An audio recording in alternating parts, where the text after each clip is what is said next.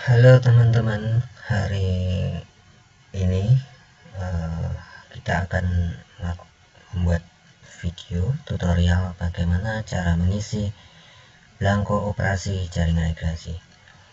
Belangko ini digunakan untuk kegiatan operasi jaringan irigasi oleh para petugas operasi dan pemeliharaan di jaringan irigasi.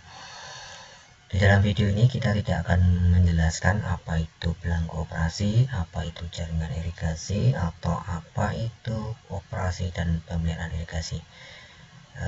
Saya anggap di video ini teman-teman sudah mengerti apa istilah-istilah yang ada di jaringan irigasi.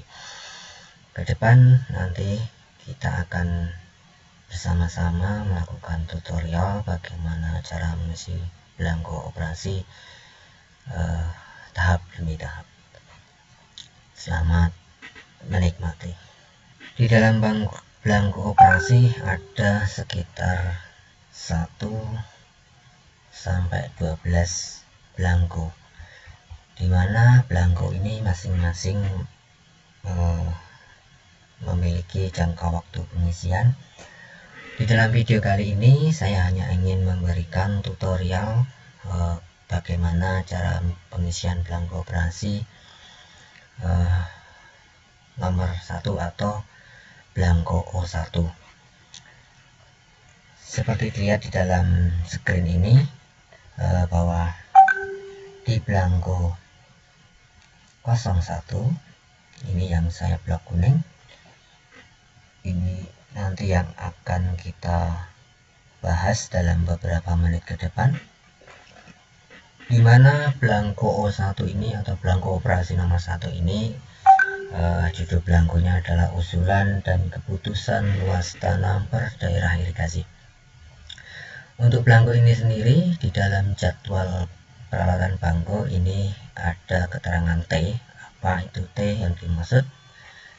Bisa dilihat di sini dalam keterangannya. Ini yang saya blok kuning. Di sini T itu artinya tahun, jadi belangko 01 ini dikerjakan hanya setahun sekali, sehingga teman-teman tugas operasi dan pemeliharaan dalam membuat belangko ini hanya diisi setahun sekali. Kapan itu belangko operasi harus diisi? Yaitu di sini ada keterangannya, saya blok merah. Belangko O1 ini diisi sebelum mulainya masa tanam pertama. Kemudian siapa yang membuat belangko operasi nomor 1 ini? Yaitu di sini ada keterangan X1. Apa itu X1? X1 di sini adalah, kita lihat keterangan di bawahnya. Ini yang saya blok kuning. Jadi X1 itu artinya adalah kantor yang menyusun atau yang mengirim belangko, atau bisa dikatakan bahwa X1 adalah yang pertama kali mengirim belangko. Di dalam bagan alir ini alur yang pertama adalah seorang mantri. Jadi belangko ini nanti yang pertama adalah mantri atau juru dalam suatu daerah irigasi, di mana belangko ini nanti ketika sudah jadi ditanda tangan dan sebagainya, kemudian diserahkan ke X2. Apa itu X2? X2 adalah kantor yang menerima atau memeriksa belangko, sehingga nanti dari juru belangko ini dikirim ke ranting atau pengamat untuk selanjutnya diperiksa. Jadi seperti itu bagan alir dari belangko operasi untuk nomor 1. Nanti kita akan melakukan bagaimana cara pengisian belangko. Selanjutnya kita beralih ke petunjuk ya. Nah, di sini adalah petunjuk pengisian belangko operasi nomor 1, di mana di sini ada beberapa keterangan, yaitu nomor 1, belangko ini hanya untuk 2 keperluan, yaitu usulan dari IP3A atau GP3A dan keputusan komisi irigasi. Kemudian poin 2 adalah belangko ini merupakan usulan dari P3A, sehingga idealnya belangko operasi nomor 1 ini diisi oleh para petani ya, dari kelompok B3A, di mana belangko ini atau usulan ini dibuat 1 bulan sebelum dimulainya masa tanam pertama. Kemudian poin 3 itu keputusan, ini adalah keputusan Komisi Irigasi, nanti ini disalin dari belangko O nomor 3, dan ini akan menjadi pedoman B3A berapa luas tanam yang diizinkan dalam sebuah sidang Komisi Irigasi yang sudah dibahas berdasarkan usulan dan tentunya berdasarkan debit andalan dan ketersediaan air yang ada dan kebutuhan atau kata lain neraca airnya, untuk disepakati berapa luas tanam yang diizinkan. Poin nomor 4, bila mana IP3 atau GP3 belum ada atau belum aktif atau belum dibentuk, maka usulan dari belangko O nomor 1 ini ditandatangani oleh kepala desa. Ini adalah beberapa penjelasan tentang belangko O1 atau belangko operasi nomor 1. Baiklah, kita langsung menuju ke belangko yang harus diisi. Belangko ini kita ambil dari standar ya, yang ada di peraturan menteri. Jadi inilah belangko standar kementerian. Sebenarnya belangko ini harus dicetak ya, dalam bentuk hard copy yang nanti diisi oleh sebenarnya ini diisi oleh petani atau P3A, yang nanti kemudian di sini ada tanda tangan nih, di sini ada tanda tangan ketua IP3A atau GP3A. Bila belum terbentuk IP3A dan GP3A, berarti ini ditandatangani oleh ketua P3A. Jika P3A juga belum terbentuk, maka di sini ditandatangani oleh kepala desa. Kemudian di sebelahnya ini ditandatangani oleh juru atau mantri di masing-masing daerah irigasi. Baiklah, ini kita mulai saja. Di sini adalah belangko O1, keterangannya adalah belangko operasi nomor 1, usulan dan keputusan luas tanam per daerah irigasi.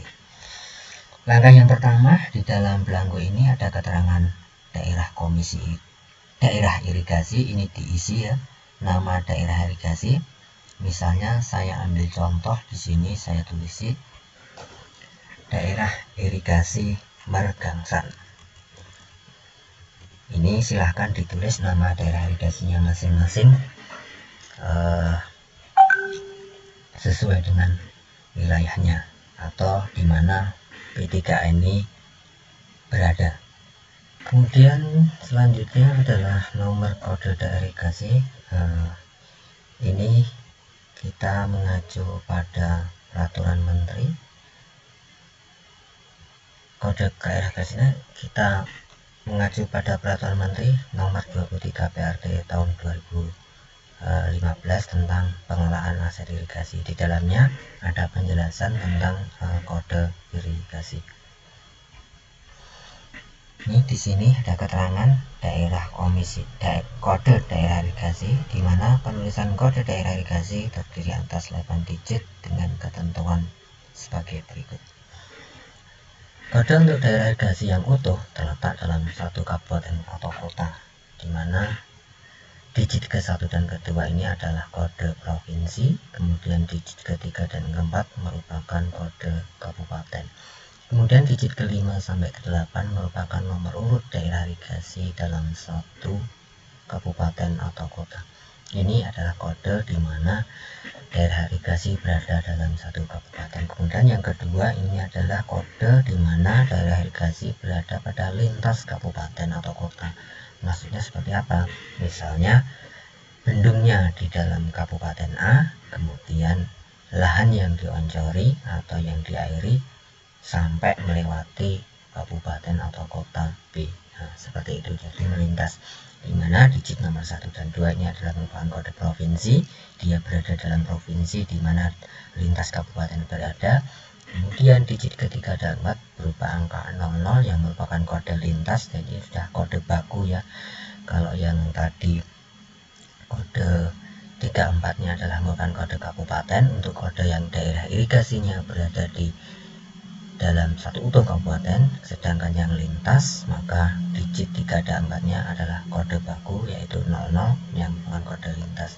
Kemudian digit selanjutnya yaitu merupakan nomor daerah urut daerah irigasi dalam lintas kabupaten keuangan provinsi yang bersangkutan. Kemudian poin yang ketiga adalah kode untuk daerah irigasi lintas provinsi, di mana digit 1 dan keempat berupa angka 0000 merupakan kode lintas provinsi, ini juga adalah kode baku. Kemudian digit kelima dan ke-8 merupakan nomor urut daerah irigasi.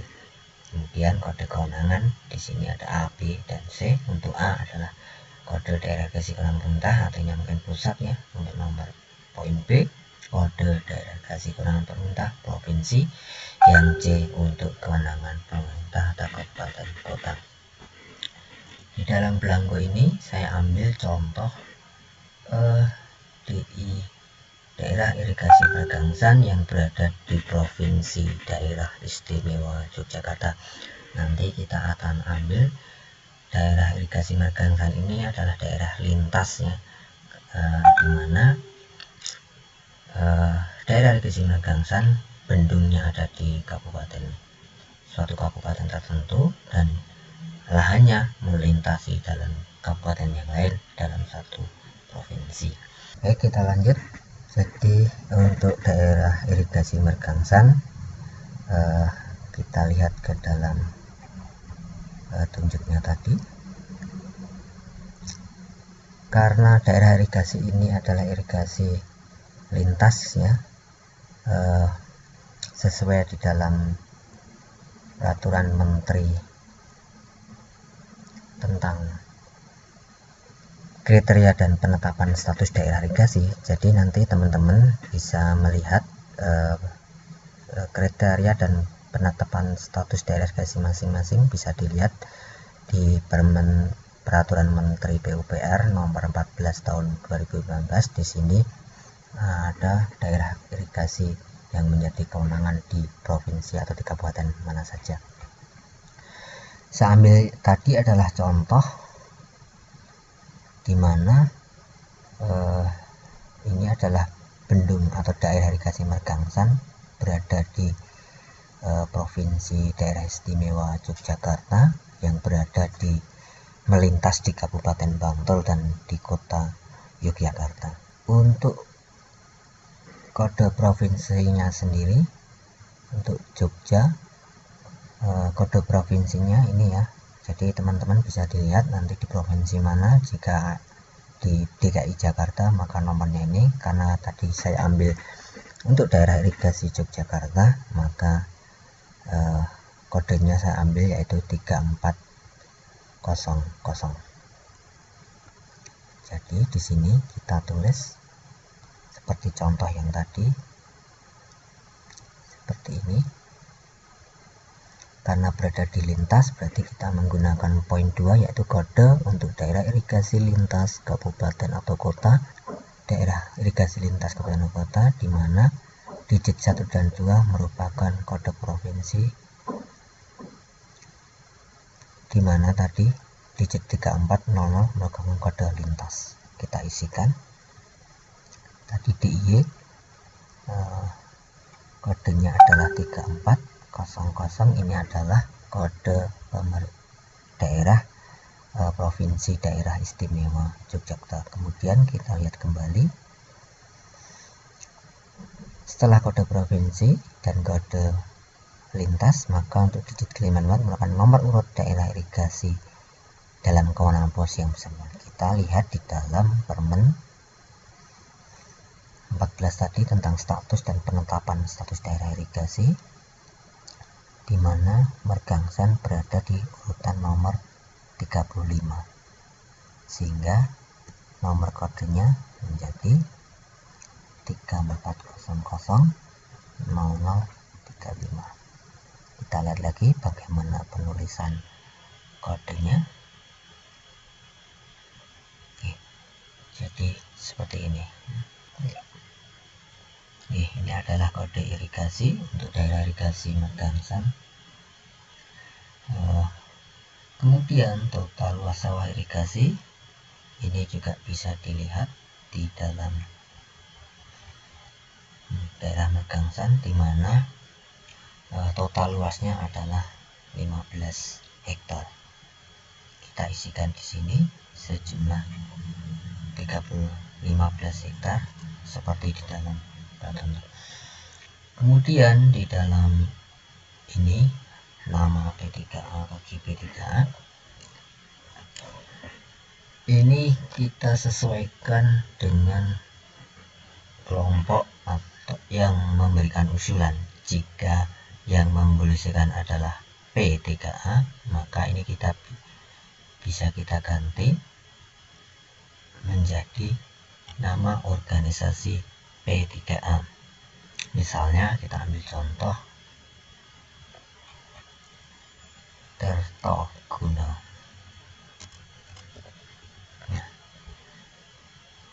Jika nanti teman-teman melakukan rekapitulasi, maka tentunya jika P3A-nya lebih dari 1, maka teman-teman jika di situ sudah terbentuk G-P3A, maka di sini teman-teman harus memberi keterangan yaitu G-P3A. Ketika G-P3A-nya lebih dari 1, maka teman-teman membuat belangko rekapitulasi yaitu I-P3A jika E-P3A-nya sudah terbentuk. Jadi seperti ini. Untuk nama tergantung dari organisasi yang mengisi belangko ini. Untuk hal ini saya ambil contoh hanya dari P3A. Kemudian dia berada di ranting pengamat atau UPTD mana. Ini saya contohkan misalnya daerah irigasi Megangsan, P3A Tirtaguna berada di pengamatan wilayah kota. Ini tergantung di lokasi teman-teman ya, nama pengamatnya bagaimana, UPTD-nya ada yang mungkin wilayah timur atau dan sebagainya. Kemudian luas sawah mantri. Nah, P3A ini berada dalam kejuruan mana atau berada di dalam juru mana. Nah, itu disesuaikan dengan luasannya.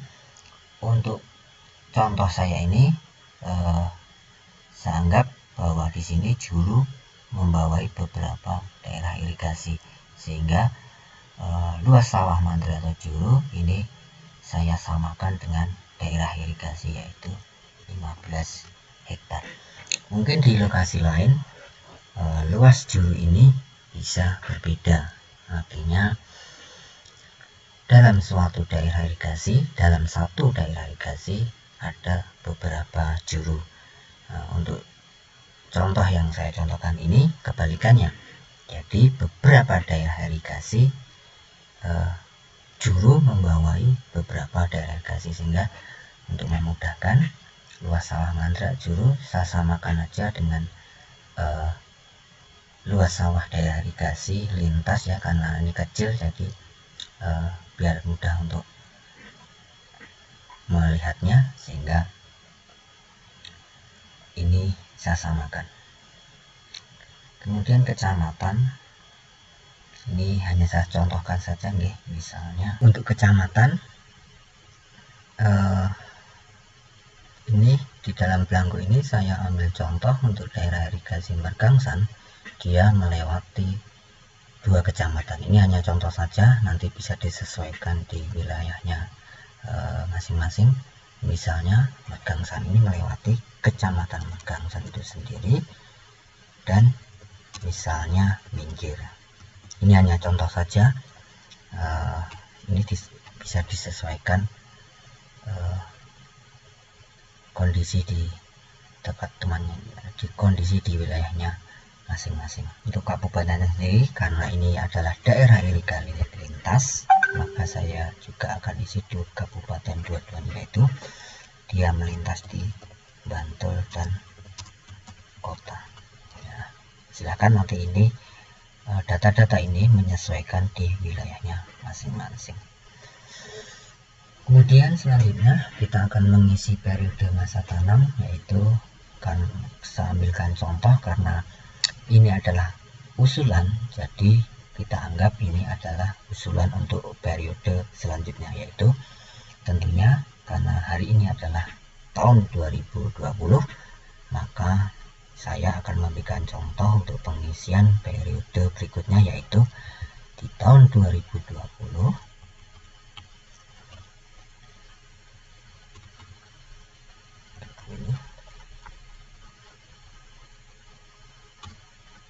dan tahun 2021. Karena ini seperti yang di awal tadi, bahwa belangko ini adalah sifatnya tahunan, diisi setahun sekali, makanya di sini adalah periode 1 tahun.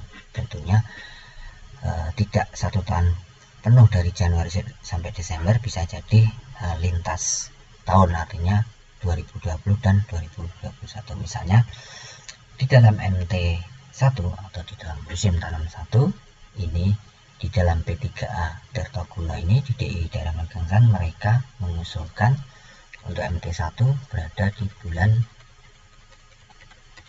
Oktober. Ini adalah contoh saja, ini disesuaikan dengan sepakatannya di masing-masing P3 tahun 2020. Sampai di dalam belangko ini saya contohkan untuk satu musim itu adalah 4 bulan, yaitu Oktober, November, Desember, dan Januari. Maka di sini Januari, kemudian tahunnya adalah tentunya tahun 2021. Sekali lagi, untuk penentuan masa tanam ini tentunya diadakan dengan proses koordinasi dengan beberapa organisasi terkait, ya, mungkin bisa dari P3A, mengundang dari pertanian, dari dinas pengairan, BPP atau BMKG dan sebagainya, untuk berkoordinasi menentukan kapan mulai musim tanam yang pertama. Kemudian untuk musim tanam kedua tentunya adalah kelanjutan dari musim tanam yang pertama, di mana tadi berakhir di Januari, maka di MT2 ini dimulai tentunya di bulan Februari. Ini silahkan disesuaikan di lokasinya masing-masing, ya. Februari tentunya adalah Februari 21. Di MT2 juga masih sama. Untuk sekali masa tanam ini saya contohkan adalah selama 4 bulan, jadi Februari, Maret, April, Mei. Ya. Kemudian untuk MT3 tentunya setelah MT2, yaitu dimana bulan Mei adalah akhir dari MT2, maka MT3 ada kelanjutan dari MT2, yaitu Juni 2021. Tentunya ini masih sama, dalam satu musim tanam itu ada 4 bulan, jadi Juni, Juli, Agustus, September. Mungkin di tempat lain atau di daerah irigasi lain ada P3A atau GP3A atau IP3A yang musim tanamnya hanya mungkin 3 bulan. Itu tidak masalah, silahkan nanti disesuaikan di wilayahnya masing-masing. Setelah kita menentukan periode masa tanam MT1, MT2, selanjutnya kita akan mengisi luas areal yang akan ditanami. Di sini ada belangko keterangan yang saya blok kuning, kemudian di sini ada belangko yang saya blok biru. Ini adalah usulan dari petani atau P3A, GP3 atau IP3A. Kemudian yang sebelahnya yang saya blok hijau, ini adalah keputusan Komisi Irigasi setelah diadakan koordinasi atau rapat bersama untuk membahas usulan dari P3A. Ini bisa Komisi Irigasi Kabupaten maupun Komisi Irigasi Provinsi. Oke, seperti itu. Bisa hilangkan dulu biar tidak bingung. Nah, ini kita cepat saja, nggih. Misalnya di dalam MT1 itu mereka bersepakat untuk menanam padi sekitar 20 hektar. Di sini kita tulis 20, satuannya hektar, ya. Kemudian mereka juga akan menanam tebu. Nah, tebunya ini telah ada berbeda ya di masa tanam yang pertama itu mereka tebu ini sepanjang tahun, jadi mungkin bisa berbeda MT1 nya dengan padi, sehingga kita sesuaikan dengan di sini apakah di musim tanam pertama tebu itu sudah ada atau akan direncanakan atau akan ditanam. Di dalam contoh ini saya anggap tebunya sudah ada, misalnya 1 hektar. Kemudian di MT1 mereka bersepakat untuk tidak menanam palawija. Kemudian keperluan lain ini bisa untuk kolam, bisa sayuran, dan lain-lain di luar palawija, tebu, dan padi. Jadi sebetulnya misalnya bisa diisi kolam. Nah, untuk contoh ini tidak kita isi. Kemudian bero ini jika tidak ditanami juga dalam contoh ini tidak akan saya isi. Untuk luas sawah irigasi ini adalah penjumlahan dari seluruh area yang ditanami. Ini kita formula saja biar nanti langsung link. Ya, total luas area di MT1 adalah 21. Harusnya luas di sini sama dengan luas yang di sini. Nah, ini saya berikan contoh. Ketika ini terjadi perbedaan, maka perlu di cross check di masing-masing jenis tanaman ini. Setelah cross check, oh ternyata ada kesalahan di luas padi, maka kita bisa koreksi di sini. Nah, ketemu 15, artinya sama dengan total luas sawah irigasi. Ini tentunya tidak boleh berbeda, karena kalau berbeda berarti penghitungan di total luas sawah ini tentunya harus dikoreksi. Kemudian di MT2 mereka katakanlah saya masih anggap sama, mereka masih seperti pola yang MT1. Di MT3 mereka hanya sedikit menanam tadi, bisa jadi mereka sedikit menanam padi atau tidak menanam padi sama sekali. Nah, ini juga harus disesuaikan dengan ketersediaan air. Jadi perlu ingat teman-teman bahwa pola yang ideal baik di dunia pertanian maupun di dunia pengairan itu adalah padi palawija. Artinya di MT1 dominan menanam padi, di MT2 dominan menanam padi, kemudian di MT3 dominan menanam palawija. Ini adalah pola yang ideal. Saya tidak akan menjelaskan, mungkin di video selanjutnya saya akan bisa sedikit menjelaskan terkait dengan pola tanam. Untuk pengisian belangko ini saya tidak akan menjelaskan pola-pola seperti itu. Saya anggap di P3 ini mereka tidak menanam padi, tetap menanam tebu, dan mereka menggantinya dengan menanam palawija. Sehingga pola yang ada di P3A Tirtoguna ini adalah padi palawija.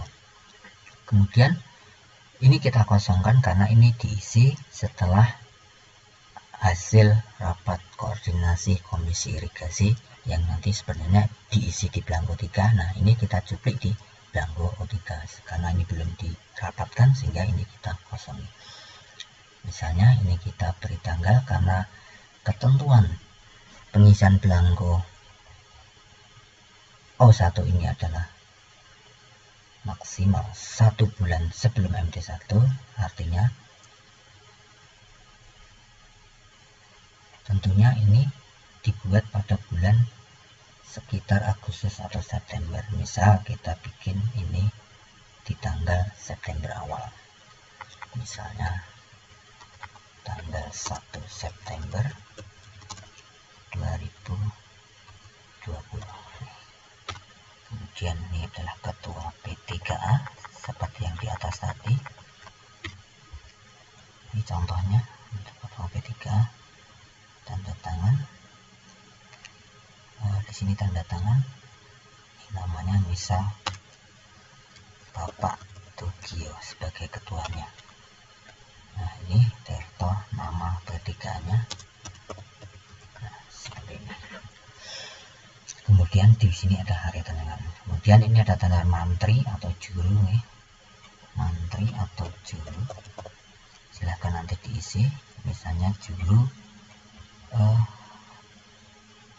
disesuaikan dengan nama di wilayah masing-masing. Misalnya di sini kami isi juru sesuai wilayahnya, yaitu wilayah kota nih, juru wilayah kota. Penamaan juru ini bisa mengacu di wilayah masing-masing. Mungkin ada yang dinamakan daerah irigasinya, ada juga yang mungkin dinamakan daerah sekundernya atau jaringan sekundernya. Nah, ini disesuaikan wilayahnya masing-masing. Misal di sini namanya Budi.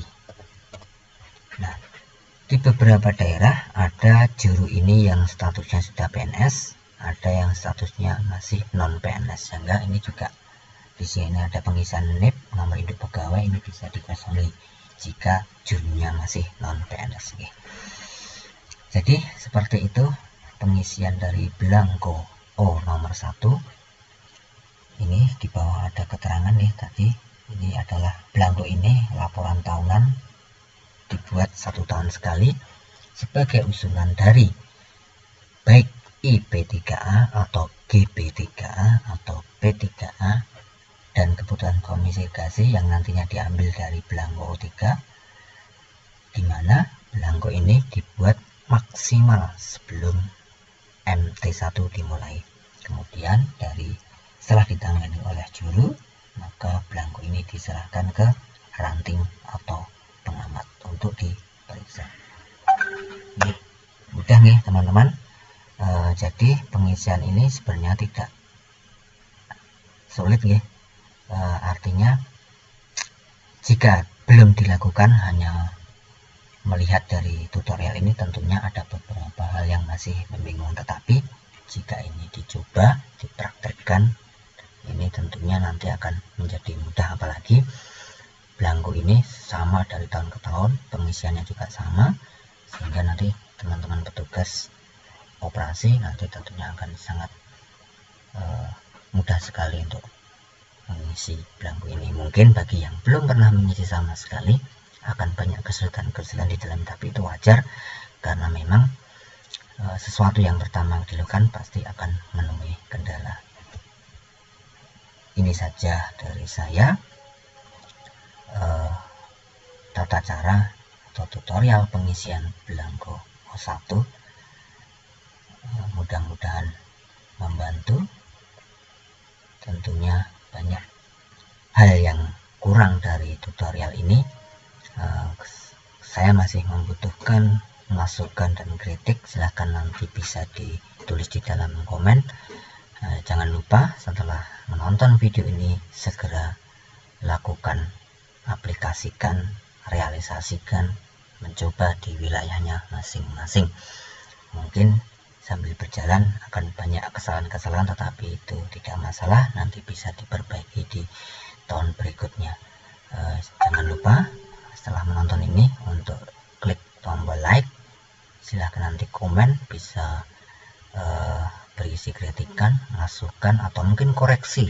Bagi yang para senior silahkan koreksinya di mana yang salah agar kita bisa saling belajar. Kemudian jangan lupa di share di media sosialnya teman-teman semua sehingga ilmu ini bisa bermanfaat, dan paling penting adalah jangan lupa subscribe dan klik tombol lonceng biar teman-teman nanti tahu jika ada video-video terbaru dari saya. Karena ini belangko operasi nomor 1, tentunya masih ada 11 belangko lagi. Mudah-mudahan saya diberikan usia untuk bisa membuat video di belangko operasi selanjutnya. Demikian dari saya, semoga bermanfaat. Mohon maaf atas segala kekurangan. Assalamualaikum warahmatullahi wabarakatuh.